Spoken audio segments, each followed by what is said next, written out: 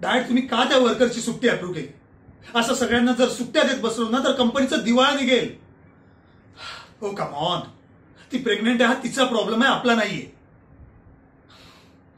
Company ही profit मिळवण्यासाठी असते, माणसं जपण्यासाठी नाही. माझ्या कंपनीमध्ये मी इमोशन्सना कुठलाही थारा देणार नाहीये. वर्कर जे काम करतात त्याचे आपण त्यांना पैसे देतो, दॅट्स इनफ. तेवढं पुरेसं आहे. त्याच्या पलीकडे जाऊन त्यांचे लाड पुरवलेले मला चालणार नाही. मला आपल्या कंपनीला नंबर 1 पोझिशनवर पोहोचवायचंय. इंटरनॅशनल मार्केटमध्ये स्वतःचं कंपनीचं नाव मोठं करायचंय. यस. सो त्यासाठी मला हे इमोशन्स, माणुसकी, फिलिंग्स यासारख्या बुलशिट गोष्टींचा अडथळा नको आहे.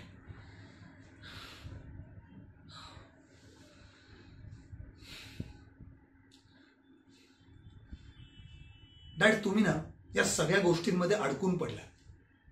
तुमचा सगळा वेळ कंपनीतल्या माणसांचा संसार सावरण्यासाठी गेला, म्हणून त्यासाठी कंपनी म्हणावी तशी ग्रो करू शकली नाही. बट नॉट नाव. आता यापुढे मला कंपनीचा आणखी लॉस करायचा नाहीये. आता यापुढे कंपनीमध्ये मी जे बोलेन तेच होणार. यापुढे फक्त माझेच नियम चालणार, आणि जो कोणी माझे नियम मोडेल तो कंपनीमधून बाहेर, कायमचा बाहेर.